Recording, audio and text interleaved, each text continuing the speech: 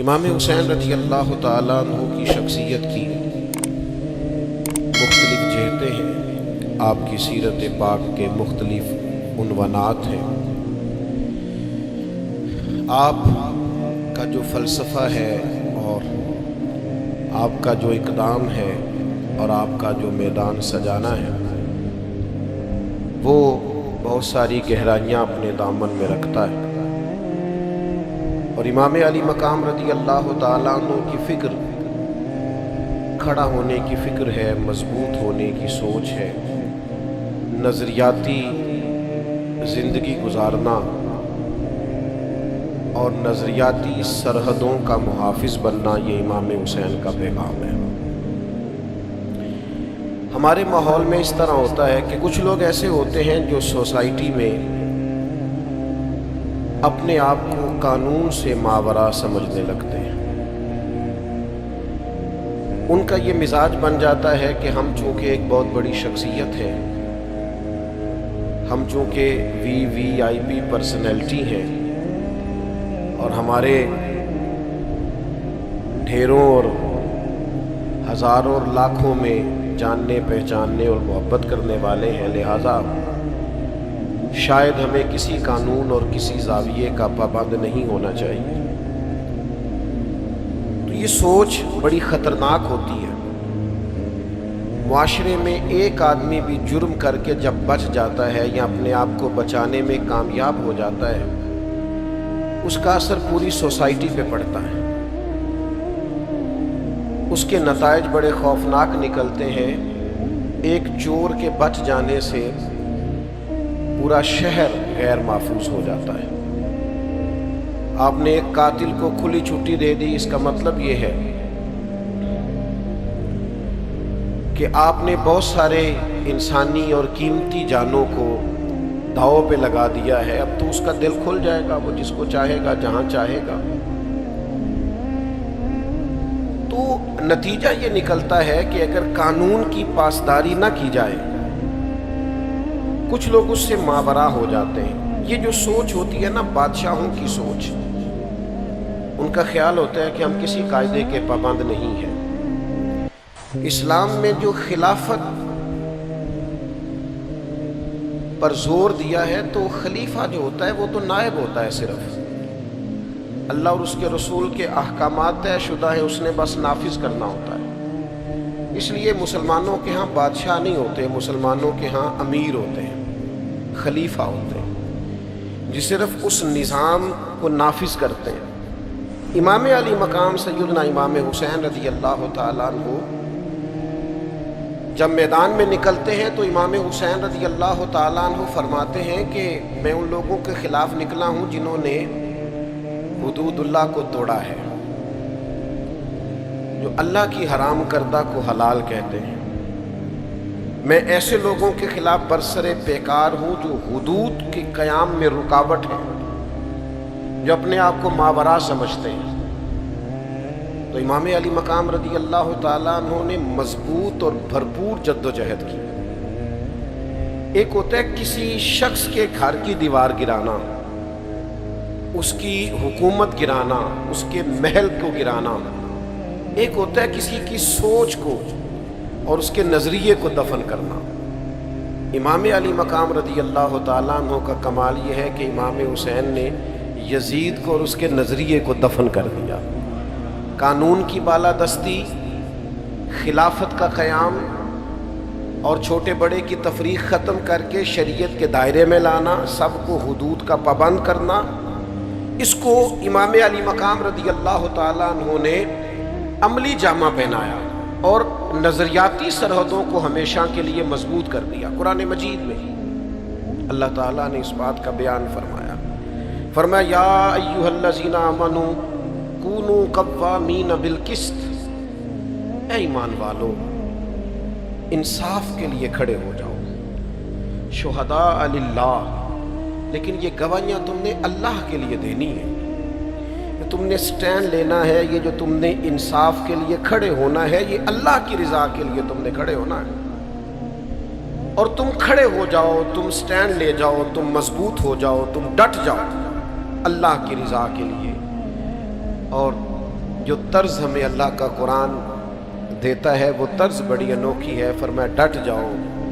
وَلَوْ عَلَىٰ أَنفُسِكُمْ، اگرچہ اس میں تمہاری اپنی جان کا نقصان ہی کیوں نہ ہو، تمہیں خود ہی قانون کے دائرے میں کیوں نہ آنا پڑے، تمہیں اپنے آپ کو قانون کے حوالے کیوں نہ کرنا پڑے، اپنی ذات پر حدود کا تمہیں تعین لاگو کیوں نہ کرنی پڑے، لیکن تم ڈٹ جاؤ، اللہ کے لیے کھڑے ہو جاؤ، قانون کی پابندی کرو. اَوِ الْوَالِدَيْنِ وَالْأَقْرَبِينَ، اگرچہ اس رستے میں، حق کے رستے میں تمہارے والدین آئیں یا قریبی رشتہ دار آئیں، پھر تم نے کھڑے ہو جانا ہے. پھر تم نے اپنی ذات کو نہیں دیکھنا، اپنے قرابت کو نہیں دیکھنا، اپنے والدین کو نہیں دیکھنا. حق کے لیے، انصاف کے رستے میں، اللہ کی رضا کے لیے کھڑے ہو جاؤ. پھر ارشاد فرمایا اِن یکن غنیا او فقیر، فرمایا اگرچہ اس رستے میں کوئی غنی آئے، او فقیرہ، یا کوئی فقیر آئے، کسی مالدار کو نہیں دیکھنا کہ اس پر حد آ رہی ہے تو اس کے پیسوں کے روب کے نیچے آ جانا، اور کسی غریب کو دیکھ کر ترس بھی نہیں کھانا کہ میں فیصلہ کرنے لگا ہوں تو چلو تمہارا بندہ ہے، غریب آدمی ہے، میں تجھے چھوڑ دیتا ہوں. یہ کام نہ کرنا. جب حد کی باری آئے تو امیر آئے یا غریب آئے، قانون سب کے لیے برابر ہے. اور اگلے لفظ جو قرآن مجید نے بیان فرمائے وہ سمجھنے والے ہیں. فرمایا فَاللَّهُ أَوْلَىٰ بِهِمَا، تم خیر خواہ نہ بنو، اللہ تم سب سے بڑھ کے ان کا خیر خواہ ہے. امیروں کا بھی اور غریبوں کا بھی رب خیر خواہ ہے. تم قانون کی پابندی کراؤ، تم نہ خیر خواہ بنو. اللہ تبارک و تعالیٰ تم سب سے بڑھ کر ان پر اختیار رکھتا ہے. اللہ تعالیٰ ان کی خیر خواہی فرمائے گا. خواہشات نفس کی پیروی نہ کرو، ان تعدلوا کہ تم عدل ہی نہ کر سکو. اپنی خواہشات نفس کے پیچھے اس طرح نہ لگو کہ عدل کا رستہ چھوڑ جاؤ. چھوڑ دو اپنی خواہشات کو اور انصاف قائم کرو اس رستے میں. چاہے تمہاری اپنی جان آئے، ماں باپ آئیں، رشتہ دار آئیں، امیر آئیں، غریب آئیں، انصاف کے لیے کھڑے ہو جاؤ. ہم چونکہ زیادہ تر لوگ دیہاتی مزاج سے تعلق رکھتے ہیں، قرآن مجید کی اس آیت کو سامنے رکھیے کہ انصاف کے ساتھ کھڑا ہونا ہے، حق کے لیے کھڑے ہونا ہے. اس میں چاہے اپنی ذات ہی کیوں نہ آئے، پھر اس کو پیش کرنا. حضرت عمر فاروق رضی اللہ تعالیٰ عنہ نے ایک بہت بڑا جملہ ارشاد فرمایا. آپ فرمانے لگے میں نے اپنے نبی پاک صلی اللہ تعالیٰ علیہ وسلم کو قصاص کے لیے اپنے آپ کو پیش کرتے ہوئے دیکھا ہے. حضور نے اپنے آپ کو قانون کے سامنے پیش کیا. صفے سیدھی کراتے ایک صحابی کو درہ لگ گیا یا نیزہ لگ گیا تو حضور علیہ السلام نے اپنے بدن نور سے کپڑا ہٹا دیا. فرمایا آؤ تم بدلہ لے سکتے ہو، تمہیں تکلیف ہوئی ہے. تو حضرت عمر فرماتے ہیں اگر مدینے والے محبوب اپنے آپ کو قصاص کے لیے پیش کر سکتے ہیں تو پھر باقی کون ہے جو اپنے آپ کو ماورا سمجھتا ہے؟ پھر وہ کون ہے جو کہتا ہے مجھ پہ نافذ نہیں ہو سکتا، میرے اوپر آپ حکم نہیں چلا سکتے؟ سب سے پہلے تو اپنی ذات سے شروع کرنا ہوگا.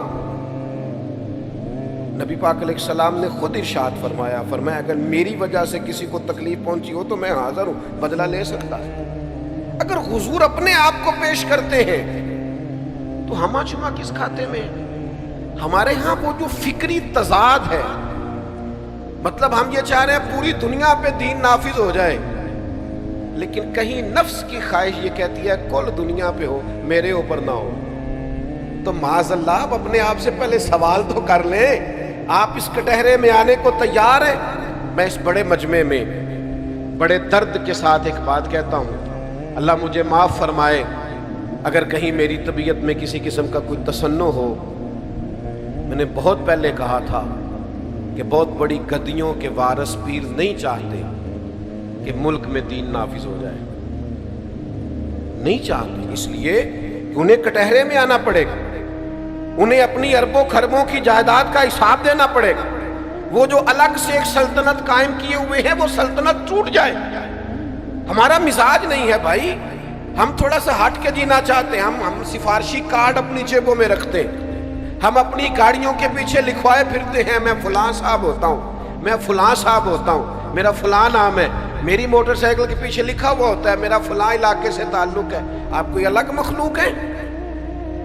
آپ نے جو موٹر بائک کے پیچھے اور گاڑی کے پیچھے لکھوا لیا ہے، اور آپ نے جو جھنڈا بلند کر لیا اپنی گاڑی پر، اور ایک آپ نے بلب جلنے والا اور اشارے دینے والا لگوا لیا تو آپ کیا ہیں؟ قانون کے دائرے میں آپ آئیں گے، قانون کے دائرے میں۔ حضرت انس بن مالک رضی اللہ تعالیٰ عنہ فرماتے نصر کی بیٹی ربیع نے ایک عورت کو کچھ مارا تھا اور اس کے دانت ٹوٹ گئے تھے، تو حضور کی بارگاہ میں مقدمہ دائر ہوا تو نبی پاک نے فرمایا بدلہ دے یہ۔ تو کہتے ہیں ان لوگوں نے، نصر چونکہ بہت امیر لوگ تھے، قبیلہ بڑا امیر تھا، تو اس نے اپنی بیٹی کے لیے جا کے ان کی منت کی، کہا یار تم میری بیٹی کو معاف کر لو گا، نہیں معاف کرتے، کام سے کوئی تم جرمانہ لے لو۔ انہوں نے کہا ہم نہیں معاف کرتے۔ تو حضرت انس بن مالک کہتے ہیں میں نے جا کے عرض کی حضور یہ بہت بڑا قبیلہ ہے جو دین میں آیا ہے، تو کیا اب اس جیسے لوگوں پر بھی قصاص ہوگا؟ فرماتے ہیں کہ اللہ کے محبوب علیہ السلام نے میری طرف دیکھا اور حضور کے جملوں میں وہ تاثیر تھی اور لفظوں میں وہ حقیقت بیانی تھی کہ فرماتے ہیں کہ میرا دل عجیب سفر کرنے لگا۔ حضور فرمانے لگے انس تم سے پہلی قومیں اس لیے تباہ ہوئی تھی کہ غریب جرم کرتا تھا تو سزا ملتی تھی اور امیر جرم کرتے تھے تو رہا کر دیے جاتے تھے۔ حضور فرمانے لگے یہ حد لگے گی، یہ بدلہ دینا پڑے گا۔ کیوں دینا پڑے گا؟ اللہ کے رسول فرمانے لگے یہ اللہ کی کتاب کا فیصلہ ہے، یہ کتاب اللہ کا فیصلہ ہے کہ حدود کو قائم کیا جائے، اللہ کے بنائے ہوئے قانون کو نافذ کیا جائے۔ جب تک میں اپنی ذات پر، اپنے بچوں پر، اپنے گھر پر، اپنے قبیلے پر، اپنے دوستوں پر اللہ کے قانون نافذ کرنے میں کامیاب نہیں ہوتا، جب تک حدود اللہ کا قیام میں اپنی ذات سے لے کر اپنے حلقہ احباب تک لگانے میں کامیاب نہیں ہوتا، اتنی دیر تک میں یہ کیسے دعویٰ کر سکتا ہوں کہ دھرتی پر، کائنات پر اللہ کا نظام نافذ کرنے کی میں جد و جہد کروں گا؟ ہمارا مزاج اس طرح کا بن گیا، ہم قانون کا نفاذ نہیں کرتے، قانون کا نفاذ نہیں چاہتے، ہم اس قانون کے لیے جد و جہد نہیں کرتے۔ میں آپ کی خدمت میں عرض کروں، ہر روز ایک نیا واقعہ ہوتا ہے، ہر روز اخبار کی سرخیاں بنتی ہیں، ہر روز سوشل میڈیا چلانے والوں کو ایک نیا عنوان ملتا ہے، ہر روز کالم لکھنے والوں کو ایک نیا عنوان ملتا ہے۔ میں اس وطن میں رہتا ہوں جہاں کے غریب صرف اس لیے ہیں کہ ان پر کالم لکھے جائیں، ان پر ولاگ کیے جائیں، ان پر ویڈیوز بنائی جائیں، لیکن مجھے سچ بتانا، ذمہ داری سے بتانا، اس سے پہلے کسی نے یہ جملہ نہیں کہا، اس کے بعد بھی یہ جملہ نہیں کہا، کسی نے ذمہ داری نہیں بتائی، کسی نے نہیں کہا یہ تمہاری ذمہ داری۔ یہ ذمہ داری حضرت عمر فاروق نے خود اپنے لیے وضع کی، اور اس ذمہ داری کی نزاکت کو دیکھیے، فرمایا فرات کے کنارے کتا گر پیاسا مر گیا تو کوئی اور جواب دہ نہیں ہے، حکومت میری ہے، لہذا جواب دے بھی میں ہی ہوں۔ اللہ کے حضور مجھ سے پوچھا جائے گا حکومت تیری تھی؟ یہ کیا بات ہوئی میں نے فلانا معطل کر دیا، میں نے فلانا معطل کر دیا؟ نہ ادھر ادھر کی تو بات کر، یہ بتا کہ قافلہ کیوں لٹا؟ مجھے راہزنوں سے غرض نہیں، تیری راہبری کا سوال ہے۔ خدا را کچھ خیال کریں، چیزوں کو سمجھیں۔ جب تک ہم سب قانون کی پابندی کے قائل نہیں ہیں۔ میں ایک دفعہ جا رہا تھا تو میرے ڈرائیور نے اوور سپیڈ، اس نے گاڑی وہ چلا رہا تھا، روک لیا ہمیں، انہوں نے کہا جی آپ کی سپیڈ زیادہ ہے، میں نے کہا بالکل زیادہ ہے، مجھے دیکھا او ہو پیر صاحب میں آپ جائیے، میں نے کہا جناب ایسا نہ کریں، تھوڑا سا نا پیر صاحب کے ڈرائیور کو بھی سبق دے دیں، ذرا آئندہ احتیاط سے چلیں، آپ وہ جو سب کے لیے چالان بناتے ہیں وہ بنائیے، آپ یہ ایک نقطہ ذرا لگائیے تاکہ ہمیں احساس ہو، آپ ہمیں ماورا نہ کیجئے، آپ ہمیں اس چکی سے گزاریے، ہمیں احساس دلائیے۔ میں ایئرپورٹ میں اترا کسی جگہ سے، کسی ملک سے میں لوٹ رہا تھا، تو مجھے دیکھ کے اس صاحب نے کہا آپ ذرا آگے آ جائیے امیگریشن کے لیے، تو میں نے کہا پھر کیا ہوگا؟ ان میں سے پتہ نہیں کون ایسا ہے جو اللہ کی بارگاہ کا مقبول اور محبوب ہے، میں کیسے اس سے پشت کر ڈالوں؟ آپ ان سب کے لیے جیسے کام کریں گے، فقیر بھی اسی لائن میں آ جائے گا۔ ہاں پتہ تے سارا ہے سردار نو کیتیاں دا، ایدہ پردہ چا پایا ہی تیرا پلا ہو سی۔ اپنی زندگی میں کچھ اپنے اوپر بھی نافذ کریں بھائی، اور پھر تھوڑا سا اپنوں کا احتساب بھی کریں، تھوڑا ارد گرد بھی دیکھیں ماحول کیا ہے۔ لیکن میں کیسے عرض کروں، ڈھیر سارے لوگ ایسے ہیں جو اپنے اے سی والے روم سے اٹھ کر باہر آ کے نہیں دیکھتے، وہ غور ہی نہیں کرتے کہ میرا عملہ کیا کر رہا، وہ توجہ ہی نہیں کرتے کہ میری ذمہ داری کیا ہے، مجھے کس کس جگہ پہ غور کرنا ہے، دیکھنا ہے۔ ہم بہت سارے ایسے لوگ ہیں جو غیر ذمہ دار ہیں۔ کتنے لوگ ہیں جنہوں نے کہا تھا کہ مجھے کزن پر بھروسہ ہے، مجھے ڈرائیور پر بھروسہ ہے، مجھے پڑوسی پر، تو بھئی جس پر بھروسہ ہوگا نقصان بھی تو وہی کرے گا نا، جس پر بھروسہ ہی نہیں اس نے تو آپ کی دیوار پلانگنی نہیں۔ یہ آپ کا بھروسہ، یعنی وہ جو یہ کزن ہے، ہمیں ان پر اعتبار ہے، تو میں نے کہا آپ کو اعتبار ہے، اللہ رسول کو نہیں، انہوں نے تو پردہ رکھا ہوا ہے، انہوں نے تو کزن کا پردہ رکھا ہے، نام محرم کا پردہ رکھا ہے، آپ کو اعتبار ہے، ان کو نہیں ہے، انہوں نے منع کیا۔ تو میرے بھائی جب تک آپ محاسبہ نہیں کریں گے، احتساب نہیں کریں گے، قانون کو نافذ نہیں کریں گے، اپنے ارد گرد نہیں دیکھیں گے، کائنات میں سب سے عظمتوں والی بیٹی کا نام سیدہ فاطمہ ہے، وہ علی کے گھر کی ہیں، عزت علی سے سنتے ہیں، وہ نبی کے گھر کی ہیں، عزت یہ نبی سے سنتے ہیں، وہ جس نے معزز کیا گھرانے کو، حسین پال کے جس نے دیا زمانے کو۔ کیا عظمت ہے سیدہ پاک کی۔ لیکن ذرا یہ والا رنگ بھی دیکھو نا، حضور کی عادت مبارکہ تھی کہ کریم محبوب کسی سفر پہ جاتے تو جب تشریف لے جاتے تو سب سے آخر میں سیدہ فاطمہ کے گھر تشریف لے جاتے، اور واپس آتے تو سب سے پہلے سیدہ فاطمہ کے گھر آتے۔ رسول رحمت علیہ السلام ایک سفر سے واپس آئے، سیدہ پاک کے کاشانہ نور میں تشریف لائے، اور محبوب نے جیسے ہی قدم رکھا سامنے تو سامنے ایک پردہ لگا ہوا تھا جس پر کچھ نقش و نگار بنے ہوئے تھے۔ رسول رحمت وہیں سے واپس تشریف لے گئے۔ حضرت فاطمہ پریشان ہوئی، مولا علی شیر خدا سے کہا معلوم تو کیجئے محبوب لوٹ گئے اور میں منتظر تھی زیارت کو۔ حضرت علی کہتے ہیں میں حاضر بارگاہ ہوا تو محبوب فرمانے لگے میرا اور دنیا کی زیب و زینت کیا تعلق، میری بیٹی اور نقش و نگار والے پردے، لاڈ کے نام پر بچوں کو کروڑوں لاکھوں دیتے ہو، پیار کے نام پر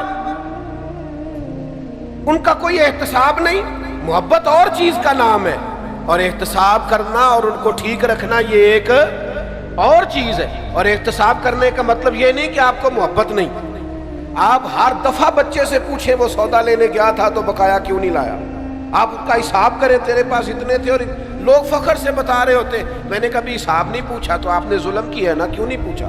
بیٹے سے حساب پوچھیں، اسے حساب کی عادت ہو، اسے اپنی زندگی میں پرکھنا آئے، لوگوں کے ساتھ جب وہ معاملات کرے گا تو مضبوط رہے گا۔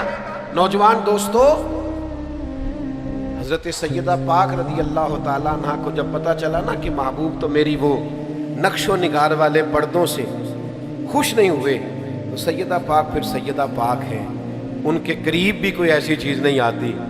حالانکہ یہ جائز تھا، اگر کوئی انسانی صورت نہیں بنی ہوئی اس پر تو یہ جائز تھا، کسی کے پاس جائز پیسے ہوں تو یا نقش و نگار بنے نہیں ہوئے، لیکن چونکہ محبوب کو پسند نہیں آیا تو سیدہ پاک نے اسی وقت اتارا اور اللہ کی راہ میں خیرات کر دی۔ ہم جب احتساب نہیں کریں گے، جب ہم غور نہیں کریں گے، ہمارے گھر میں باتیں ہو رہی ہوتی ہیں، ہمارے بچے باتیں کر رہے ہوتے ہیں، خاندان کی غیبتیں ہو رہی ہوتی ہیں، لوگوں کی پگڑیاں اچھل رہی ہوتی ہیں، ہمارے گھر میں سب کچھ ہوتا ہے، اور ہم جب منع نہیں نہ کرتے تو تھوڑا سا انتظار کیجئے، اس بچے کی شادی ہو لینے دیجئے، جو سارا کچھ یہ آپ کے پاس بیٹھ کے غیروں کے لیے کرتا رہے نا، وہ آپ کی باری بھی آنے والی، وہ ساری باتیں آپ کے لیے کرے گا۔ اب میں ایک جگہ پہ 3 لوگ بیٹھے تھے تو ان میں سے 2 اٹھ کے چلے گئے تو میں اکیلا رہ گیا، تو ایک صاحب نے وہ ان کے پردے کھولے اور وہ ان کی پگڑیاں کھولی، وہ حال کیا یہ ایسا ہے، اور جب تک وہ بیٹھے تھے خوشامد کر رہا تھا، تعریفیں کر رہا تھا، وہ چلے گئے، وہ حال ہی برا کرنے لگا، تو میں بڑے غور سے دیکھنے لگا، کہنے لگے آپ کیوں پریشان ہو گئے؟ تو میں نے کہا مجھے تو اپنی فکر پڑ گئی ہے، وہ 2 گئے ہیں، تو نے کوئی حال نہیں چھوڑا، جب میں جاؤں گا تو کیا اشر کرے گا، اس لیے کہ میں تو سونگ گیا ہوں، تو کیا آدمی ہے، میرے جانے پر تو اللہ جانے کیا حال کرے، نہیں نہیں نہیں نہیں آپ تو اچھے آدمی ہیں۔ میں نے کہا یہ تو ان کے منہ پہ بھی کہہ رہا تھا، یہ تو وہاں بھی کہہ ہی رہا تھا بھائی، وہ تو مجھے سمجھ آ گئی ہے تو کس لیول اور کس مزاج کا آدمی۔ تو یاد رکھیے گا احتساب، اپنوں کا احتساب، اور اگر آپ کے دائیں بائیں ذرا برابر بھی کوئی شخص شریعت کی حدود کو پامال کر لے تو اس کا پورے طور پر احتساب، باز پرس، یہ بڑا ضروری ہے۔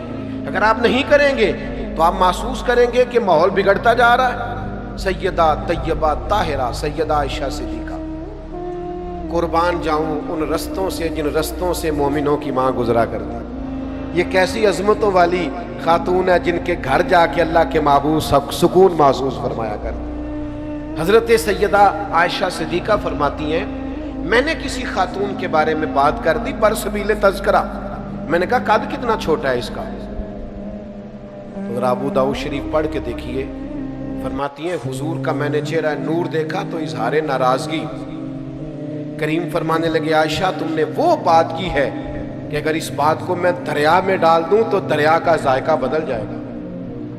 اتنی سخت بات کر دی، کسی کے بارے میں تم نے بات کی دریا کا ذائقہ بدل جائے، جو تم نے جملہ کسی کے لیے کہا ہے۔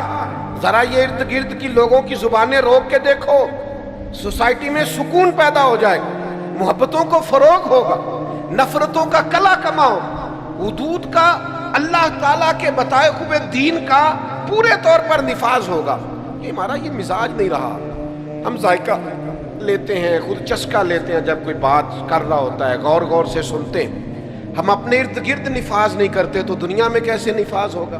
ہم اپنے ماحول کے اندر ان چیزوں کو لے کے نہیں آتے تو پوری سوسائٹی میں وہ چیزیں کیسے پیدا ہوں گی؟ ہمارے ہاں نا حکومتوں کو شوق آتا ہے، جیسے کچھ سیزن نہیں ہوتا کچھ چیزوں کو چیک کرنے کا، ان کے ہاں سیزن ہوتا ہے، وہ سیزن میں آتے ہیں، کوئی دیواریں توڑ جاتے ہیں، کچھ دکانیں ہٹا جاتے ہیں، کچھ کو سیل کر جاتے ہیں، اور اگر کوئی مجھ سے ناراض نہ ہو جائے تو جو دکاندار آنے والوں سے مل ملا کے حساب پورا نہیں کرتا اس کی دکان بھی بند کر جاتے ہیں۔ لیکن باقاعدہ چیزوں کو دیکھنا، چیک کرنا، غور کرنا، احتساب کرنا، اللہ کی حدوں کو قائم رکھنا ہمارا مزاج نہیں ہوتا، ہماری وہ طبیعت نہیں ہوتی۔ اللہ کے حبیب علیہ السلام صحیح حدیث میں موجود ہے، بازار میں تشریف لے گئے حضور، اور نبی کریم نے گندم کا ڈھیر دیکھا۔ تو آپ کہیں بھی چلے جائیں، ہمارا تو ریڑھی والا اس طرح کرتا ہے کہ اس نے آگے آگے صحیح صحیح پھل لگایا ہوتا ہے، اور پیچھے پلٹ کے دیکھیں تو رنگ اور ہوتا ہے، اگرچہ اس کا خیال ہوتا ہے کہ بے ایمان سارے اوپر بیٹھے ہوئے ہیں الا ماشاءاللہ، اور ریڑھی والے کا بھی یہ مزاج ہوتا ہے۔ اور اگر آپ کہیں کہ یہ تو نے دکھانے کے لیے آگے لگائے ہیں، مجھے یہ والے پھل چاہیے، تو کہتا نہیں میں رلا کے دینے نے، اکٹھے کر کے بیچنے ہیں میں نے، سارے نہیں۔ ہو بھائی تو نے دکھایا اور ہے اور دیتی وقت تیرا رنگ اور ہے۔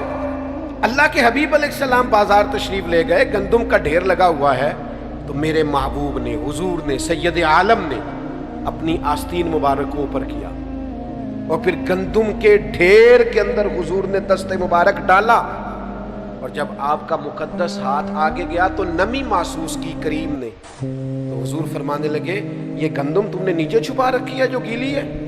حضور وہ بارش ہوئی تھی تو فرمایا اوپر خشک ڈال دی اور نیچے تم نے گیلی ڈال دی۔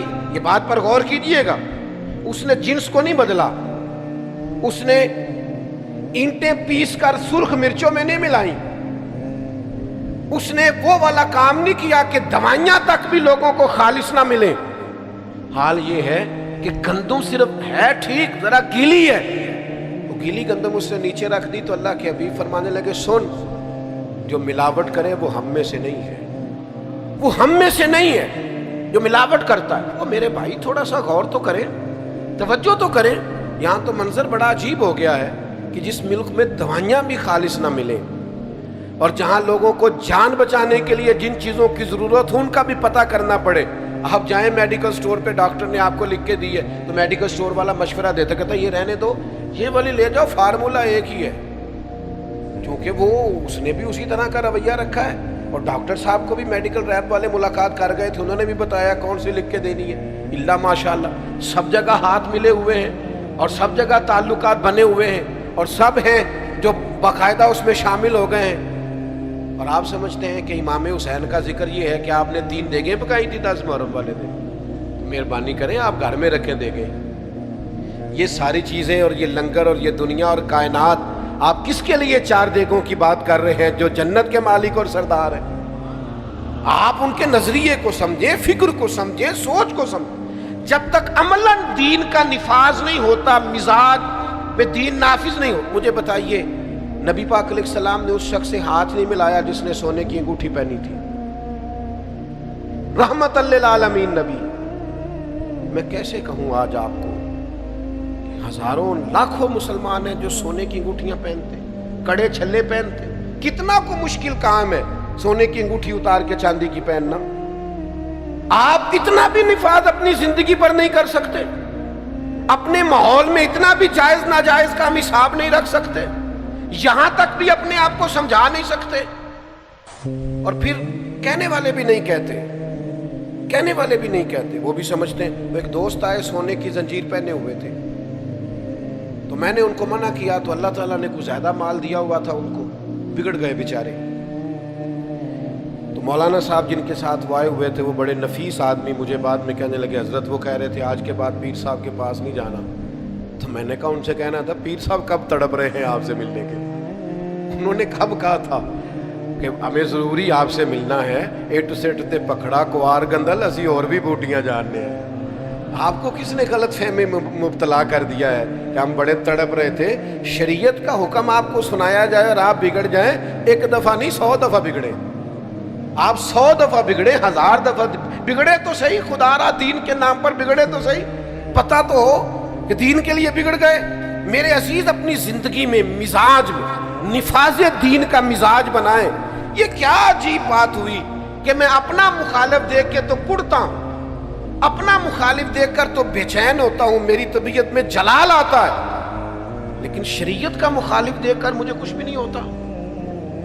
मेरा शागिर्द, मेरा मुरीद, मेरा अकीदतमंद, मेरा इदारे में ड्यूटी करने वाला, मेरे दफ्तर में काम करने वाला, मेरे यहाँ मुलाजमत करने वाला, वो जरा सा मेरी नाफरमानी करे तो मेरी तबीयत बिगड़ जाए।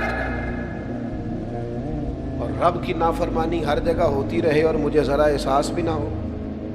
वो अल्लाह के बंदे थे, हज़रत अब्दुल्ला इब्न मुबारक घोड़े पे बैठे तो घोड़ा जरा हिलने लगा। हज़रत अब्दुल्ला इब्न मुबारक रहमतुल्लाह ताला अलैह नीचे उतरे और नमाज की नीयत बांध ली और 2 रकात नमाज तौबा अदा की। तो खुदाम ने अर्ज़ की, हुजूर घोड़े ने ज़रा अटकेलियाँ की हैं और शरारतें की और आप नफल पढ़ने लगे। हज़रत अब्दुल्ला इब्न मुबारक की आंखों में आंसू चमक आए, फरमाने लगे जिस दिन मुझसे रब की नाफरमानी हो जाती है ना, उस दिन जो मेरे फर्मा बरदार हैं वो मेरी नाफरमानी करने लग जाते हैं। तो इस घोड़े ने आज नाफरमानी किया तो तौबा कर रहा हूँ कहीं अल्लाह की मुझसे कोई नाफरमानी तो नहीं हो गई। भाइयों थोड़ा सा समझे चीज़ों को। और आप निफाजे कानून और निफाजे शरीयत और हुदूद का तायुन जो हमारे दायरा कार में है वो तो करें, उसका तो लिहाज करें। पूरे मुल्क पर इस्लामी निज़ाम नाफिज कर दो, कोई खातून बगैर पर्दे के बाहर ना आए। वो तो जब नाफिज होगा तब आएगा ना। तो अभी आप अपने घर पे तो नाफिज करें ना, अपने अहले खाना को तो पर्दा कराए ना, उनको तो तलकीन करें ना बापर्दा रहने। जहां तक आप कंट्रोल रखते हैं वहां तक तो आप दीन की बात करें, लेकिन आप तो अपने घर के अंदर भी नाकाम है दीन के निफाज के लिए। और ये कि आप पूरी दुनिया में और पूरे मुल्क में नाफिज करने की बात कर रहे हैं। वो खास एहसास पैदा करें, अपना मिजाज इस तरह का बनाएं जो कानून का पाबंद हो, अपनी तबीयत इस तरह की बनाएं जो कानून की पाबंद। और फिर मैंने देखा है इस मुल्क में रहने वाले जो हर रोज कानून तोड़ते हैं, वो किसी दूसरे मुल्क में जाते हैं तो बेहतरीन कानून के पाबंद हो जाते हैं। वो डरते फिरते हैं, सहमे हुए होते हैं, किसी कानून को नहीं तोड़ते। और यहाँ आके वो बहाने बनाते हैं जी यहाँ ऐसे ही चलता है। और जनाब यहाँ ऐसे नहीं चलता, जहाँ आप जैसा बंदा चलता है। वो ठीक हो जाए तो बाकी भी सारा माहौल बेहतर हो जाए। आप तो अपने अंदर तब्दीली लाएं, आप तो अपने आप को बदलें, आप तो अपने ऊपर गौर करें, अपने मिजाज को तब्दील करें, अपनी तबीयत के अंदर बदलाव लाएं, आप थोड़ा सा चेंज हो। और कानून सब के लिए बराबर है, उसमें आप किसी किस्म की गुंजाइश ना दें, किसी हिकमत के नाम पर किसी बुजदली का शिकार ना हो। क्या हो जाएगा, फलां बिगड़ जाएगा। मैं दोस्तों से अक्सर कहा करता हूँ, लोग अपना मुकाबला ही नहीं करते हक बात कहने के लिए। अपना ज़मीर ही उनका कहता है दुनिया नाराज हो जाएगी, हालात खराब हो जाएंगे, तुझे क्या लगे, चल रहा है ना, सब ठीक है, चलने दे। गुस्सान के बादशाह जबिल्ला ने कलमा पढ़ लिया था। बादशाह यानी आज किसी के दोस्तों में कोई वजीर बन शामिल हो जाए दोस्तों में, क्या उसकी अथॉरिटी होती है। लोग मुफ्त में, मैंने तो ऐसे भी देखा है अपने देहाती माहौल में कि वो जो वोटर सपोर्टर होते हैं ना, MNA साहब के, MPA साहब के, वो बाद में कहते फिरते हैं हमने जितवाया जी इसे। तो मैंने कहा आप मेहरबानी करें, आप ना बोले उसे बोलने दें। وہ تو نام تک نہیں لے رہا. آپ نا اظہار کریں, اس سے پوچھیں, وہ تو کہتا ہے کہ ماں بدولت چیز ہی بڑی ہے, علاقہ پیار ہی بڑا کرتا ہے. آپ کس چکر میں ہیں؟ وہ اسے ضرورت تھی آپ کی, اس نے آپ کو بلا لیا, آپ نہیں ہے تو ختم ہوگی بات. لیکن ایک وزیر اور ایم این اے تک لوگوں کا یہ مزاج ہوتا ہے, اور ایک ملک کا بادشاہ مسلمان ہو گیا, اور پھر وہ حج کرنے کے لیے بیت اللہ آ گیا, اور جب وہ طواف کر رہا تھا تو اس نے بہت بڑا جبہ پہنا ہوا تھا, بہت بڑا لباس, اور اس کے پیروں کے نیچے تک وہ لٹکتا جا رہا تھا. زمانہ تھا سیدنا فاروق اعظم کا. ایک غریب آدمی بھی طواف میں شامل تھا. ایک حج ہوتا ہے, ایک وی آئی پی حج ہوتا ہے, ایک وی آئی پی حج ہوتا ہے. تو ایک صاحب مجھے کہنے لگے کہ ہمارا پیکج سب سے اعلیٰ ہے. تو میں نے انہیں کہا مثلاً کیا اعلیٰ ہے؟ کہنے لگے کمرے بڑے بہترین, رہائش بڑی شاندار, کھانا بڑا زبردست. تو میں نے کہا جب بیت اللہ شریف میں طواف کرنے جائیں گے تو پھر میرا خیال ہے سارے اکٹھے نہیں ہو جائیں گے. ایسا تو نہیں ہو سکتا کہ بیت اللہ شریف آپ کے پاس آئے, معاذ اللہ کہ میں آ گیا ہوں تو گھر میں میرا طواف کر لے. ایک ہی صف میں کھڑے ہو گئے محمود و ایاز, نہ کوئی بندہ رہا نہ کوئی بندہ نواز. بندہ و صاحب و محتاج و غنی ایک ہوئے, اور جب تیری سرکار میں پہنچے تو سبھی ایک ہو. یہ مزاج بنائے. تو طواف میں غریب آدمی تھے تو وہ جبہ بہت بڑا پہنا ہوا تھا, تو ایک غریب آدمی کا پیر جبے پہ آ گیا, اور جب وہ آگے بڑھا اور پیچھے سے اس کا کرتا کھینچا تو بادشاہ تھا, مزاج بڑا انوکھا تھا, پلٹ کے اس نے غریب آدمی کی طرف دیکھا اور ایک تھپڑ مار دیا. اس کے ہونٹ پھٹ گئے, دانت ٹوٹ گئے.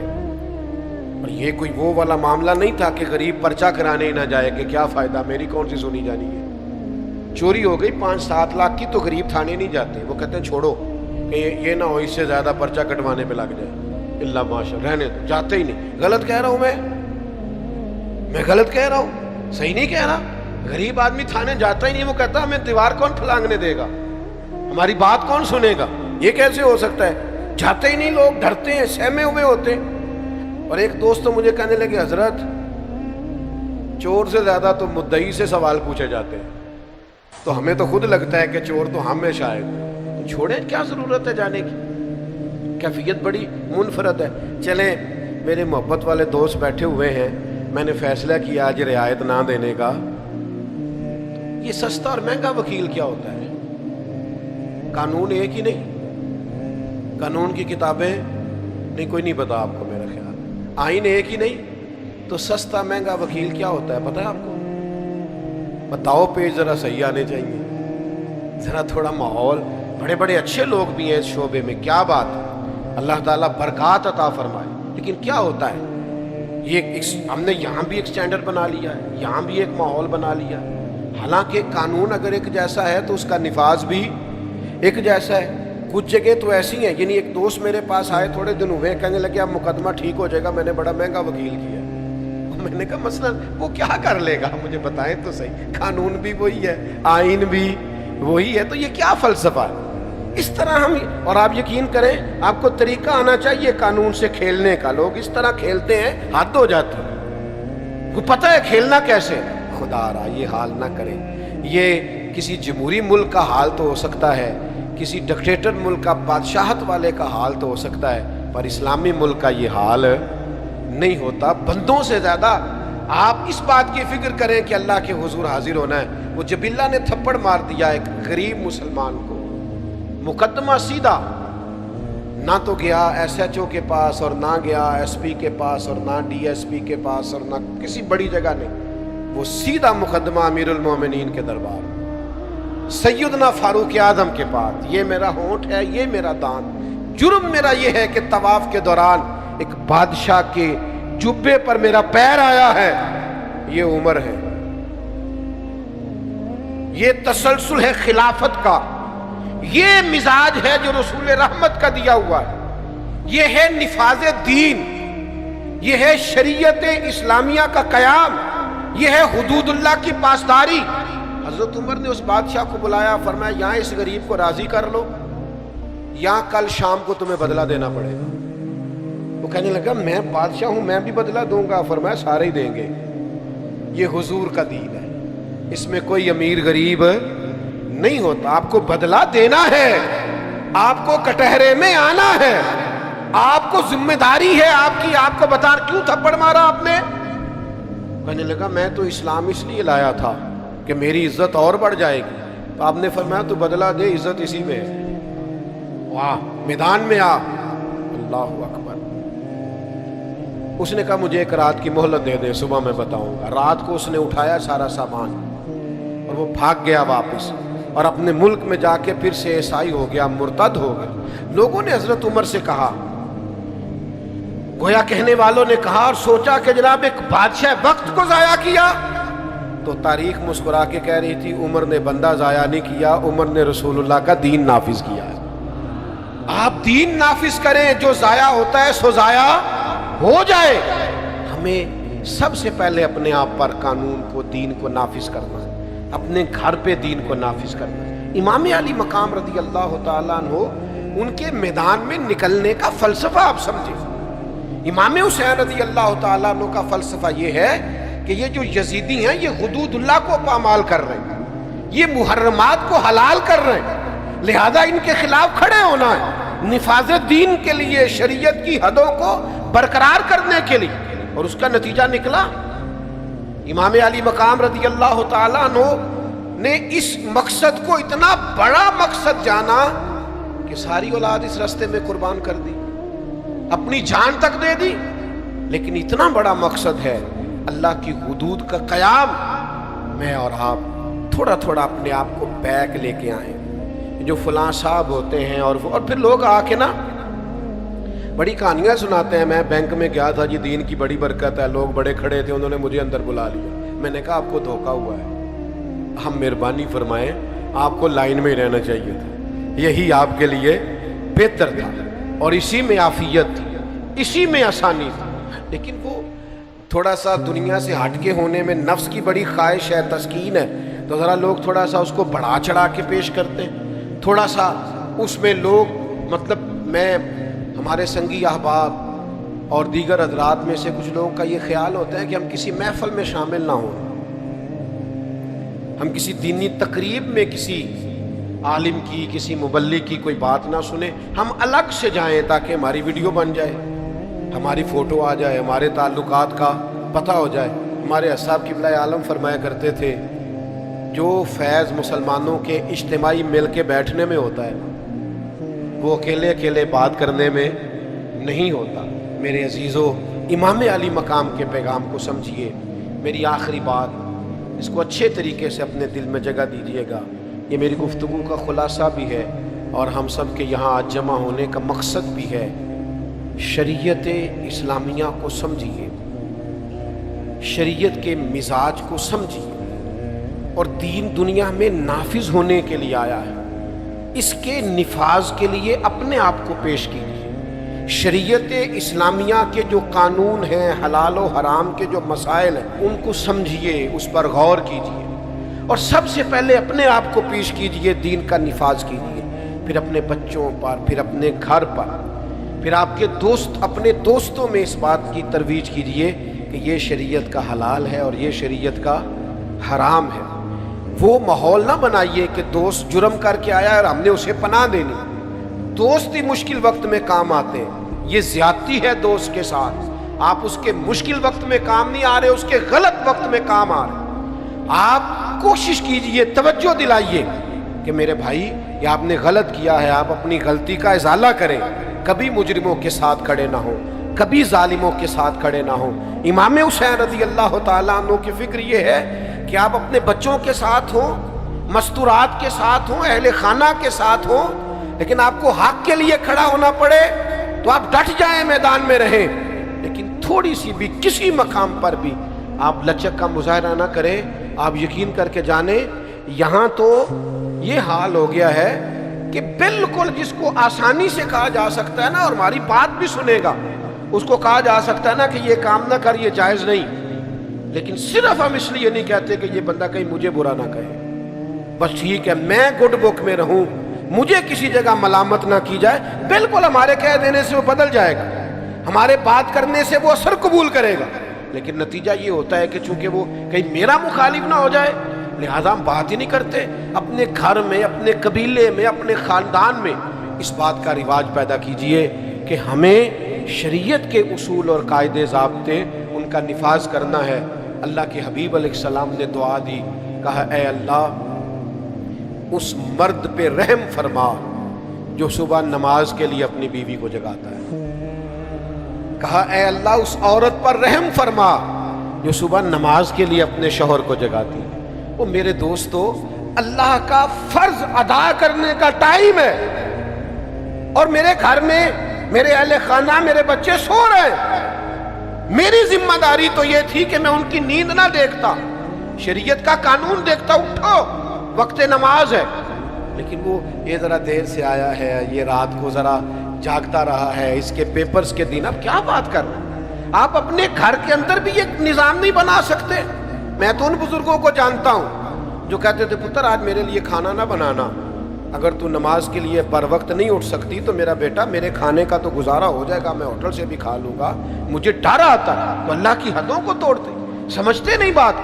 تو خدا را تھوڑا سا شریعت کے ماحول میں اپنے آپ کو ڈھالیے، امام حسین کی اصل فکر کو سمجھیے۔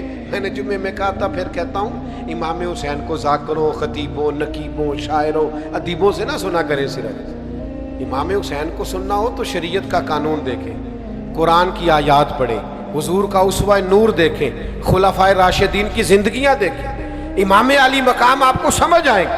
کوئی ان کا انوکھا فلسفہ نہیں ہے، وہ نفاذ قرآن کے لیے اور نفاذ شریعت کے لیے میدان میں ہے، وہ اللہ کا دین نافذ کرنے کے لیے میدان میں، وہ نظام خلافت کو پھر سے قائم کرنے کے لیے میدان میں۔ ہم نے اس کو موضوع تقریر بنا لیا، نکتہ افرینی، ہر سال ایک نیا نکتہ کربلا میں سننے کو ملتا ہے، ہر سال ایک نئی داستان سرائی اور نئی لذت سے واقع کربلا۔ چھوڑ دیں آپ، یہ کیا ہے؟ سادہ سا ان کا فلسفہ ہے، سادہ سا کہ ہمیں شریعت اسلامیہ کے ساتھ کھڑا ہونا ہے، اور امام علی مقام کے ماننے والوں کو بھی چاہیے ایسا نہ ہو کہ سارا سال یزیدیوں کے ساتھ رہیں اور یکم سے 10 محرم تک وہ حسینی بن کے میدان میں آ جائیں۔ ہم سے نہ رقم ہوں گے قصیدے یزید کے، ہم لوگ تو حسین کے سیرت نگار۔